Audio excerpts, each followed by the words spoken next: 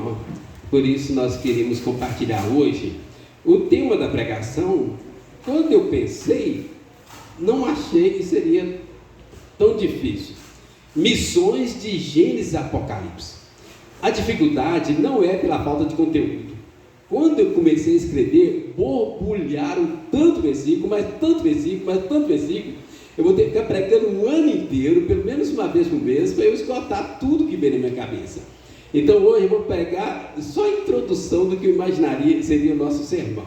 Gênesis 1:1, vamos ler uma só voz? No princípio criou Deus os céus e a terra. Agora vai lá em Apocalipse 22, versículo 20. Apocalipse 22, versículo 20 e 21, no encerramento. Vamos ler juntos? Aquele que dá testemunho destas coisas diz: certamente venho sem demora. Amém. Vem, Senhor Jesus. A graça do Senhor Jesus seja com todos. Senhor Deus, nós somos muito gratos ao Senhor por estar aqui nessa noite, fazer parte desse momento, Deus, que nós vamos orar, consagrar, a vida do Alexandre, da Cacá, o Vicente, a Bela, a Clara, Deus, como missionários ao Senhor, ainda que faltem completar alguns passos, mas para nós eles sempre foram. E nós agradecemos essa honra de tê-los conosco durante esse tempo que aqui estiveram. E suplicamos a graça do Senhor na vida deles, que o Senhor seja com eles, assim como foi o tempo que eles estiveram aqui em Belo Horizonte. Que eles sejam bênção para as nações. Amém. Amém. Irmãos, quando eu pensei nesse culto, nós combinamos já tem uns 3 ou 4 meses, veio logo na minha cabeça, missões de Gênesis e Apocalipse. Mas desde a semana passada, eu comecei a rascunhar, desde o mês passado, mais de um mês, eu comecei a rascunhar, os versículos começaram a borbulhar na minha cabeça. E na hora de escrever, eu pensei, vou precisar de pelo menos 2 horas para completar o primeiro ponto. Mas nós vamos ficar pelo menos na introdução.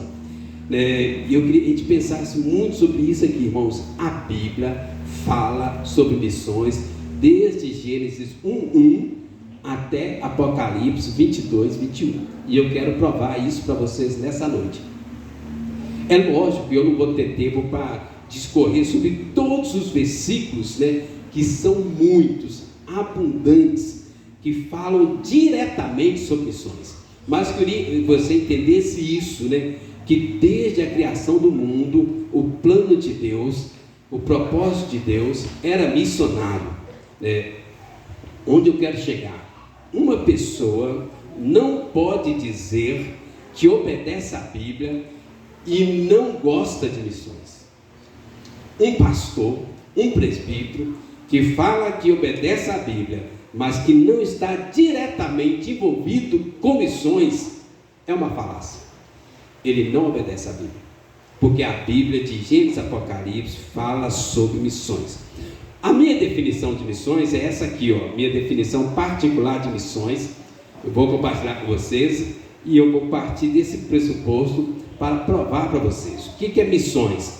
Missões é fazer Deus conhecido entre todos os povos, línguas, tribos, nações. Porque somente onde Deus é conhecido, Deus é adorado. Fazer Deus conhecido para que Ele seja adorado. E eu quero mostrar isso para vocês aqui nessa noite. Um pastor chamado Edson Queiroz, que foi um grande pregador da obra missionária na década de 90. Na década de 90, tanto no Brasil quanto nos Estados Unidos. Ele abriu mão da sua igreja para sair despertando a igreja para a obra missionária. E a década de 90 foi a década da expansão missionária, que o Brasil saiu de um país que dependia de missionário para se tornar um celeiro de missionários. Foi na década de 90. E Deus usou esse pastor Edson Queiroz, que logo depois veio Ronaldo Lidório. Mas Edson Queiroz começou lá pela década de 80, mas na década de 90 ele expandiu. E ele tem uma frase muito interessante que fala assim: infelizmente, O diabo está cegando o entendimento de muitos pastores e líderes e, consequentemente, muitas igrejas estão cegas quanto ao seu verdadeiro papel neste mundo. Irmãos, onde eu quero chegar? A igreja não está aqui para ficar criando torre de Babel, engrandecendo a si próprio, fazendo conhecido o seu próprio nome, ajuntamento para si. Nós estamos aqui neste mundo como agência de Deus, para fazer o nome de Deus conhecido entre todos os povos, porque somente onde Deus é conhecido, Ele pode ser adorado. Não se pode adorar um Deus se não conhece esse Deus. Paulo em Romanos fala muito sobre isso. Mas então, Gênesis 1:1, eu queria que vocês pensassem sobre isso aqui hoje. No princípio criou Deus os céus e a terra. Deus criou o mundo e tudo que neles há, para manifestar a sua glória, para que sejam palcos da sua glória, louvor da sua glória. Tudo existe para a glória de Deus. Mas essa glória só se torna efetiva quando Deus é conhecido. Então, desde Gênesis 1:1, eu quero provar para vocês que Deus tinha um pensamento missionário. Primeiro, eu quero mostrar para vocês que o plano de Deus é que Ele seja glorificado. Vai lá em Efésios 1. Efésios 1, versículo 5, versículo 6, versículo 11, versículo 12. Vai mostrar para nós tudo que Deus criou para a sua glória, ok? Isso tem que ficar muito claro. Até o ímpio foi criado para a glória de Deus. Até as tragédias servem para glorificar a Deus. Os céus proclamam a glória de Deus. O ser humano foi criado para a glória de Deus. As coisas boas servem para glorificar a Deus. As coisas ruins também trazem glória a Deus. Cada um ao seu tempo. Olha Efésios 1, versículo 5. Nos predestinou nele, para ele, para a adoção de filhos, por meio de Jesus Cristo, segundo o beneplácito de sua vontade. Versículo 6, vamos ler juntos? Para louvor da glória de sua graça, que ele nos concedeu gratuitamente no amado. Versículo 11 diz: nele digo, no qual fomos também feitos herança, predestinados, segundo o propósito daquele que faz todas as coisas conforme o conselho da sua vontade. Vamos ler o 12? A fim de sermos para louvor da sua glória, nós, os que de antemão esperamos em Cristo. Deus criou o mundo, tudo que nele há, para glorificar o nome de Deus. Nós sabemos que essa glorificação acontece por meio de Jesus Cristo, que é Deus encarnado. Mas as pessoas só conseguem glorificar a Deus quando elas têm o conhecimento de Deus. Então, irmãos, presta atenção num detalhe interessante aqui. Uma tribo indígena que não conhece a Deus, o verdadeiro Deus, revelado em Jesus Cristo, é uma tristeza. Nós vemos filmes maravilhosos, mas qualquer pessoa, qualquer povo, tribo, língua e nação que não tem a adoração correta do verdadeiro Deus, é uma tristeza que não dá para explicar. Suicídio, morte, muitas mortes, vazios, depressão, a falta de Deus, irmãos, a ausência de Deus, a falta de adoração e culto a Deus, do testemunho de Deus, é uma tragédia. Por isso nós precisamos envidar todos os esforços necessários para fazer Deus conhecido entre todos os povos, línguas e nações, porque assim Ele será adorado e assim o povo será abençoado. Então, irmãos, eu queria mostrar para vocês, olha, o livro de Gênesis começa com essa premissa, e esse testemunho vai pervadir todo o livro de Gênesis, todo o Pentateuco, todos os livros históricos, poéticos, proféticos, vai chegar no Novo Testamento. Não vai dar tempo de eu falar tudo que eu gostaria de falar, mas eu quero falar muita coisa no tempo que eu tenho disponível aqui. Irmãos, o livro de Gênesis, ele está repleto desse testemunho. Deus criou o mundo, Deus criou um povo para adorá-lo e para ser ponte para as nações, porque somente a nação que conhece a Deus irá adorá-lo corretamente. Entenderam onde eu estou querendo chegar? Deus criou tudo para a sua glória, tudo glorifica a Deus, mas somente aqueles povos que conhecem a Jesus irão fazê-lo corretamente. Esse texto aqui é muito interessante, irmãos. Gênesis 1, né, que nós estamos tentando meditar, né? Eu quero mostrar para vocês que desde esse Gênesis 1, Deus já tinha esse pensamento, né, dessa divulgação missionária. Quando nós lemos o livro de Gênesis, ou todo o Pentateuco, ou todo o Antigo Testamento, tem um nome que é dado a Deus, que Deus se dá, né, quando ele começa a conversar com Moisés, e esse nome ele é repassado em todo o Antigo Testamento, que é o nome Iavé. Iavé. Esse nome é um nome dado a Deus como Deus pessoal de Israel, o Deus pactual, o Deus que se relaciona com o seu povo. Então, toda vez que aparece a palavra Senhor em caixa alta, maiúscula, é uma tradução do nome Iavé. E essa palavra é traduzida abundantemente. Então, toda vez que você estiver lendo a Bíblia, né, e parabéns, hoje nós vimos assim, um número maravilhoso de pessoas que leram a Bíblia, né? Eu não lembro quantas pessoas, mais ou menos 20 pessoas que leram a Bíblia esse ano, né? Eu fiquei muito feliz e muito alegre, sinceramente, né? Os pastores do presbitério ficaram admirados, né? Ficaram admirados mesmo. Irmãos, toda vez que você estiver lendo a Bíblia, aparecer a palavra Senhor, é a tradução de Iavé, Deus pactual, Deus pessoal, Deus que se relaciona, o Deus de Israel, o Senhor dos exércitos. Essas traduções se referem a Iavé.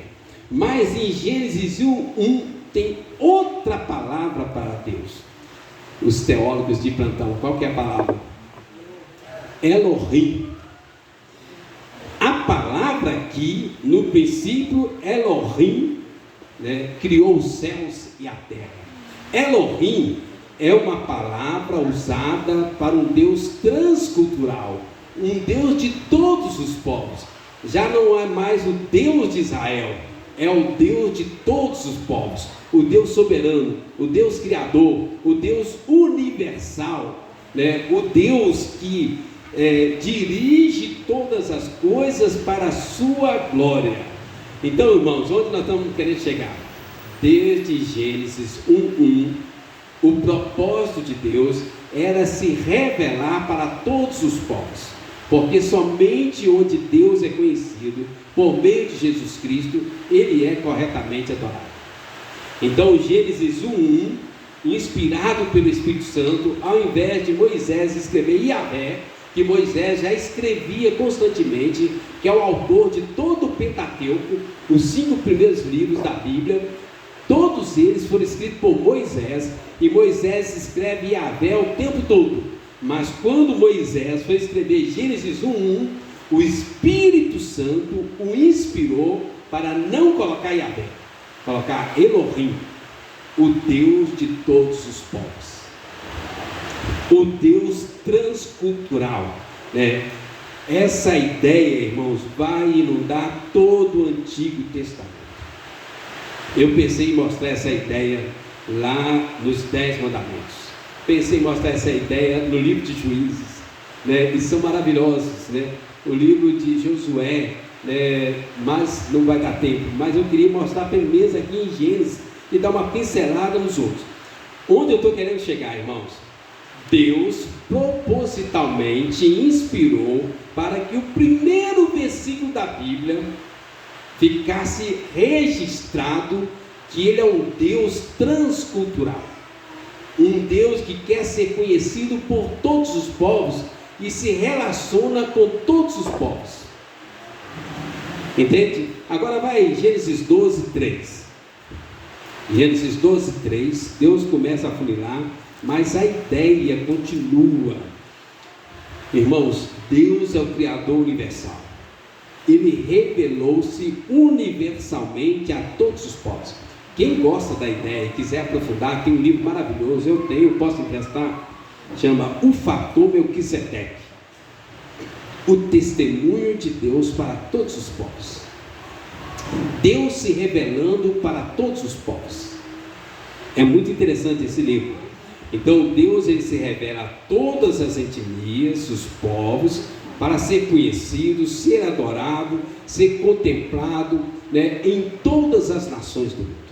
E aí chegamos a Gênesis 12, versículo 3. Eu já saltei muitos versículos importantes, mas esse aqui é muito peculiar. Aqui começa uma nova fase da revelação de Deus, né? Vamos ler juntos?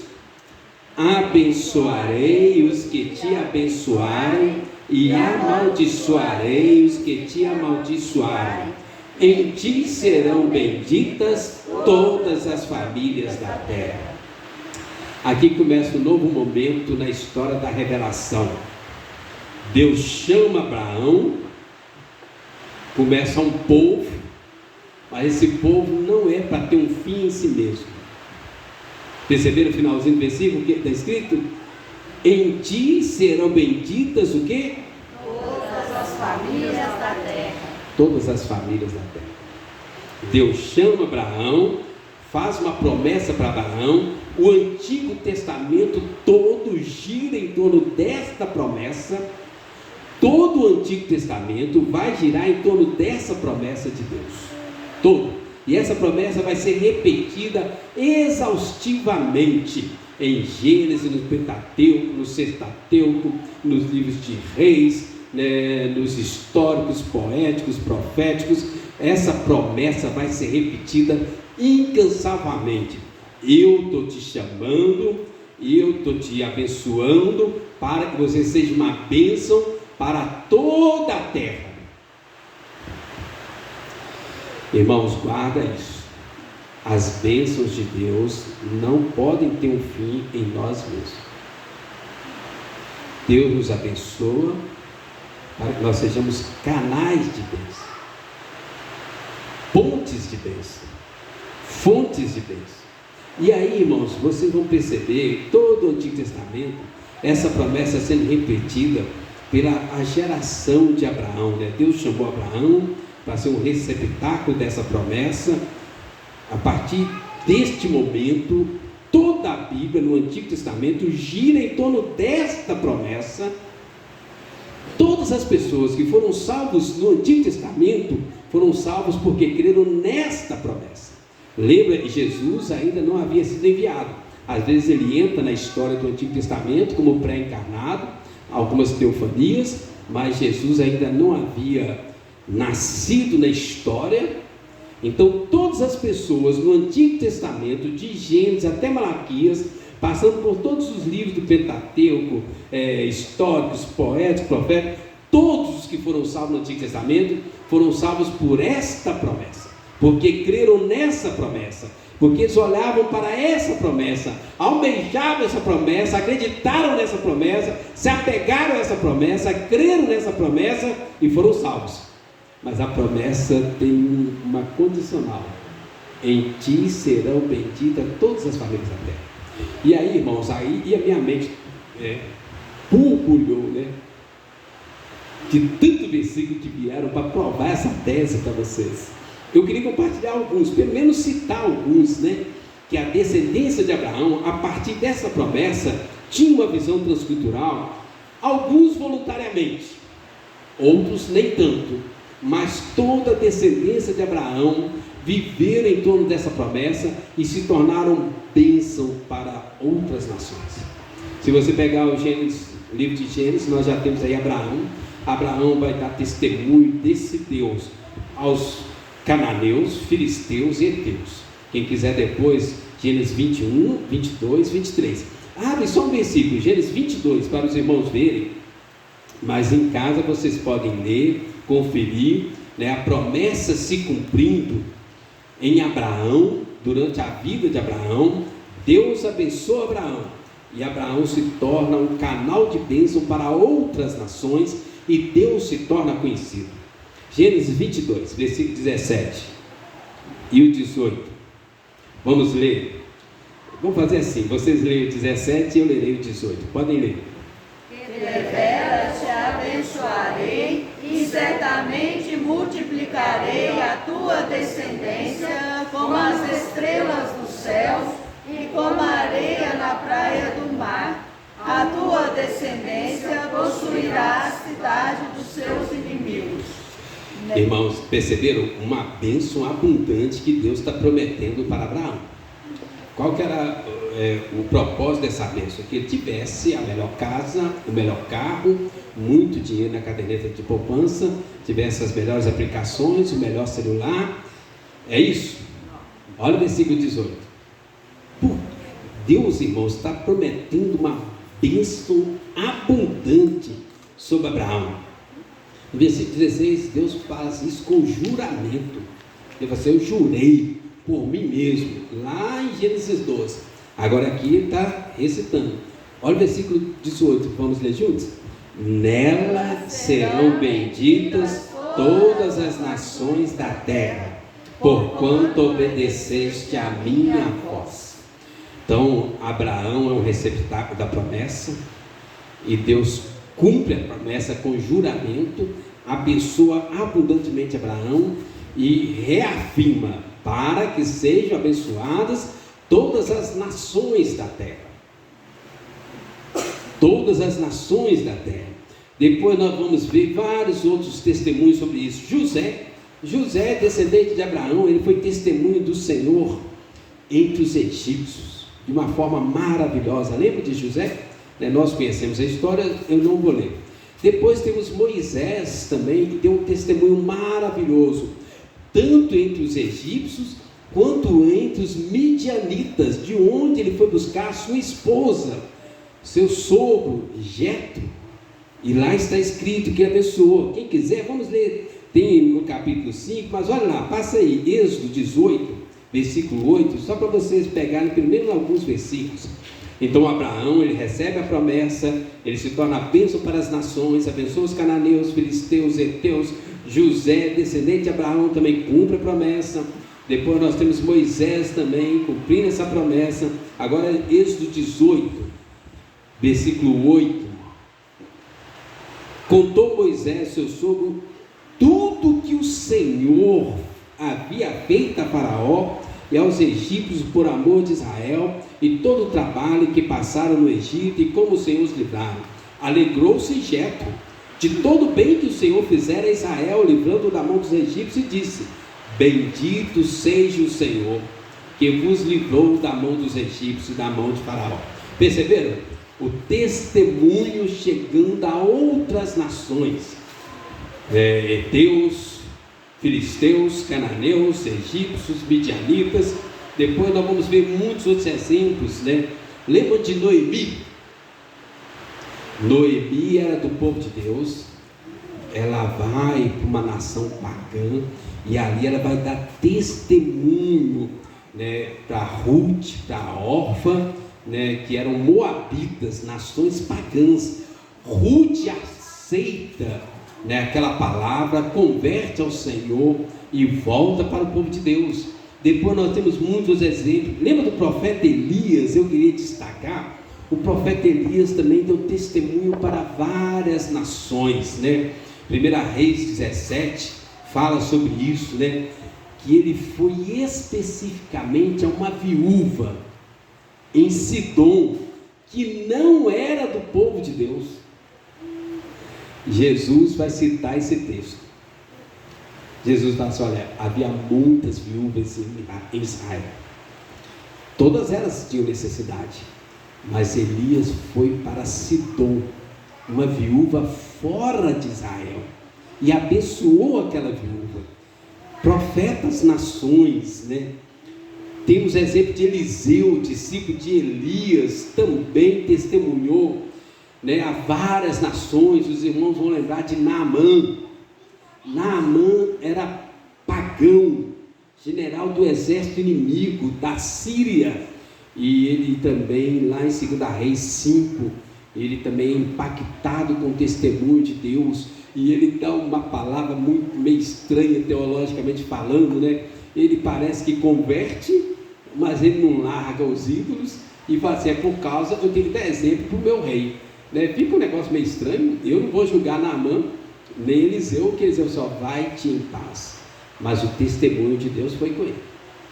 Estou querendo mostrar para vocês que Deus vai usar Abraão, a sua descendência, para que o nome dele seja conhecido entre outras nações.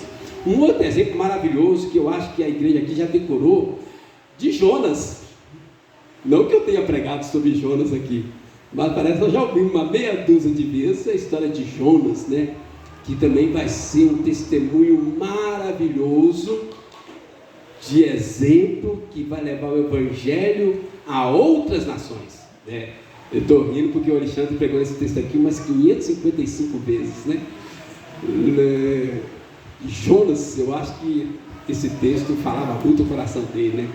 Deus chama Jonas, Jonas se rebela, Jonas foge, mas Jonas cumpre o propósito e se torna o maior missionário, porque com uma pregação converte uma cidade inteira de 120 mil pessoas. Imagina lá no Panamá acontecer isso, uma pregação. Imagina acontecer isso aqui na região leste, irmãos. Acabaram nossos problemas financeiros, de recursos, acaba tudo, né? E Jonas é um exemplo maravilhoso de um profeta das nações, às vezes até contra a sua vontade. Irmãos, isso é interessante. Alguns foram voluntariamente, outros foram compulsoriamente. Ninguém vai contra a vontade de Deus. Quer um outro exemplo compulsório? Daniel, Sadraque, Mesaque, Abednego, né? Se nós pegarmos, né, eles dão exemplos ali, ó, testemunhando as nações. Eles são levados compulsoriamente como escravos. Eles não queriam estar lá. Era uma nação pagã. Apocalipse fala que é o protótipo da pior nação do mundo, que nunca vai ter uma nação tão horrível quanto a Babilônia. Mas Deus leva Daniel, Sadraque, Mesaque, Abednego e mais uma turma para a Babilônia, para que eles deem testemunhos às nações. E olha lá, Daniel 2, olha interessante esse versículo, irmãos.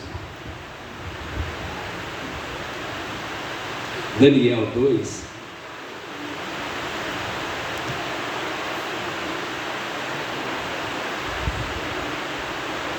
versículo 26, irmãos. Daniel 2, versículo 26. Fala assim, ó, respondeu o rei e disse a Daniel, cujo nome era Beltesazar, podes tu fazer-me saber o que vi no sonho e a sua interpretação? Respondeu Daniel na presença do rei e disse, o mistério que o rei exige, nem encantadores, nem magos, nem astrólogos, que eram o povo que revelava as coisas pagãs para o rei ali. Podem revelar o rei, mas há um Deus no céu, o qual revela os mistérios, né? Qual que era o mistério aqui, irmãos? Está falando de Jesus Cristo. Às vezes a pessoa fala, revelar mistério.